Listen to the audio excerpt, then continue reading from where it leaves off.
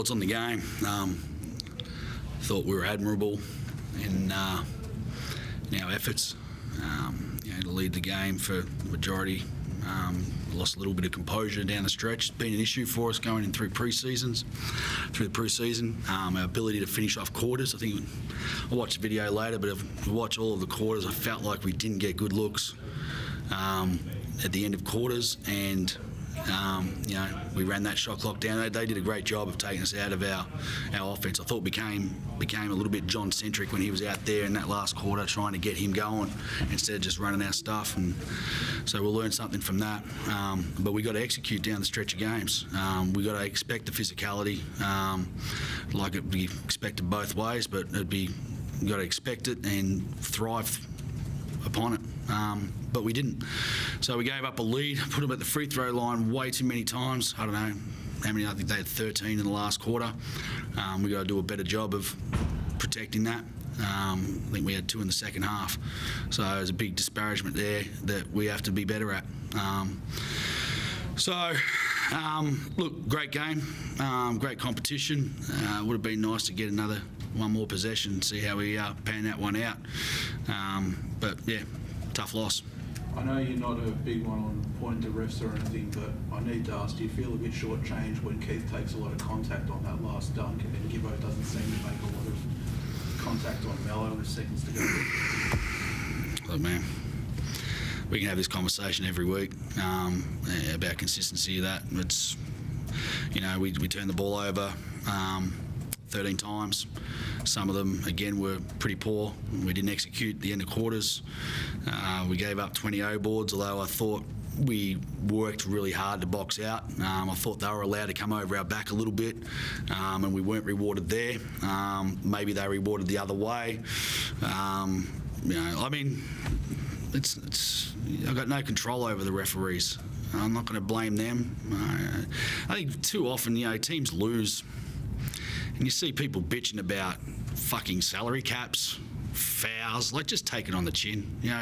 They outplayed us in that last quarter, and we've got to get better if we want to roll with the big dogs. And we do want to roll with them. So, I got no opinion on the referees at all. Keith, alongside you, he had a big game tonight. What did you make from what he gave you off the bench? He was wonderful. He outplayed the #1 centre in the league at the moment. So it's a big feather in his cap. It's one of those things. He's staying ready. I think we talked during the week last week in the press conference that I've got to find a way where, he had great matchups tonight. He's a big hulking guy and he can go take care of his business. I love the fact that he was really strong around the basket and finishing strong. He wore a pretty nice hit on that last dunk and finished through it. So was tremendously proud of him. The second efforts, he got a loose ball as well, which won't come up in the stats. He's to stay ready and be a pro, and that's what he is, and I'm proud of him for doing what he did tonight. Keith, you've had to cop a bit of bench time the last few weeks. What sort of mindset did you take into tonight? How did you sort of get yourself going? Coach talked to me and told me that I had a good matchup, so I knew during the week in practice that I was going to play a little more today. So I was just trying to work hard and just stay ready and stay warm, ready on the bench, ready to go. How have you dealt with the difficulty in the matchups in this league? Because so many teams are throwing small lineups and really making it tough for guys like yourself. I've just been working on it, trying to guard our small plays in practice and work on pick and roll stuff. So just. Did you have any doubts coming into this league and maybe starting a bit slow? Did it sort of play on your mind or something that you worked really hard on? I played a lot of places, so I watched the games we've had, and I felt like I could make an impact. So I was just waiting on my chance and trying to work hard, trying to stay positive. Some of you guys at Adelaide here on Monday night, a team that also likes to push the pace. What do you take out of this game that I guess can carry over into Monday? I don't think they're very comparable teams, to be honest. I thought we controlled the pace last time we played Adelaide. look, they're a different team. There's a different set of circumstances we've got to deal with. The one comparable, I'm not even going to mention that. No, there's maybe a comparison, maybe that we feel like we had some advantages tonight that we think carry over into the Adelaide game, and we'll look to exploit those. We talked about those during the week.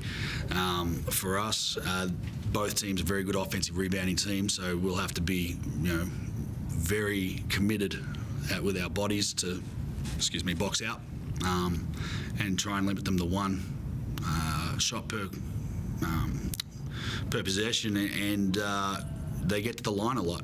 And Melbourne, they got to the line a lot in that second half, so we have to do better there. So we've got a short turnaround. We'll review video tomorrow. We'll do our recovery, and we'll take it to Adelaide and we'll see where we go. Just with John tonight, you mentioned that you were probably looking for him a little bit. He's been such a good player in the second half, but when he isn't going like he has been pretty much every single game, what can you guys do to get him going? And then how do you avoid becoming so focused on him in those situations? Yeah, no, he's been extremely reliable in the second half of games where, even if he's off to a slow start, that he's been able to get himself going. It didn't happen tonight, and tremendous credit to Shea Ili and Mello Trimble at making him work extremely hard to get open, or not at all. They didn't let him get open at times. So, look, we've put in some sets and some actions there to try and help him alleviate that pressure. You just need to work harder at it. Simon, just on this short turnaround, how much do you want to see it bounce back in some of those clutch areas, some of those execution areas on Monday right away? How much do I want to see it? I want to see it very muchly. I don't know how to answer that, mate. Look, if we don't bounce back, if we don't come out and execute at the end of quarters, then we're going to lose. Adelaide's a good basketball team, and their pride's been dented. They're not doing too well. I think they've lost 4 in a row. Dropped one again at home the other night, so they're going to be coming out with a point to prove. And if we don't come, and this is the way this league is. You drop off. Like I thought the better team for a good majority of the game, but you drop off 3-4% and forget about it. It's past you. And we dropped off a little tonight. We weren't able to maintain our composure, and if we do that against Adelaide, we'll lose. Simple as that. So, we'll watch video, make changes, or keep with what we're doing and just do it better. Simon, I guess, one question here. You come up under Dean Vickerman, and I think the last game especially, but this game too, a lot of, how you guys are bouncing off each other on the court through a coaching perspective and just looking at how you're making adjustments. Can you talk to what that's like, or anything that you're taking away from just constant, that one-upmanship that you're going through with Dean? I think it's probably every game. It's not just a Dino thing. Obviously, a little bit knowledge of what they do, but it really doesn't matter. You can either stop it or you can't. It's not knowing what's coming doesn't always help. But we knew they were going to run their 3 mids down the stretch there and get that mid pick and roll, and we put them at the free throw line for 6 free throws. It's not good enough. So we know what's coming. And they know what's coming with us. I call a player. You see Barlow, he turns around, says to the players, "Hey, XXX, whatever it is," and they know exactly what's coming as well. We work 100-hour weeks trying to learn as much about the opposition as we can, sometimes for no reason at all. You know them intimately, but if you can't stop it, you can't stop it. And there were times tonight where we struggled to execute defensively and take away what they wanted to get. But there's times where we're successful as well. I think when you strategize a way to win, you're going to strategize a way to lose. And I guess we tried to take the ball out of Chris's hands. We tried to take it out of Sean Long's hands, and I thought we did a reasonable job at times of doing that. And when you're doing that, you're probably going to give Shea, we doubled off Shea a bit, and he's come out and hit 4 of 6. That's a heck of a game by Shea, but if we did play the game tomorrow, we'd probably do the same thing, because over the course of time, he's not been knocking that down as consistently as he did tonight. So you've got to test his arm. But all credit to him. He come out and wiped the floor with us both ends. He was fantastic tonight. I thought it was an exceptional effort from Shea Ili. That execution on not executing at the end of the game, does it bug you more that you've sort of got an experienced lineup? So is it a work rate thing? Is it switching off mentally? Or I think it's a me thing. Firstly, I've got to make sure that the guys are in a situation where they can execute. You know, we've got to drill that better.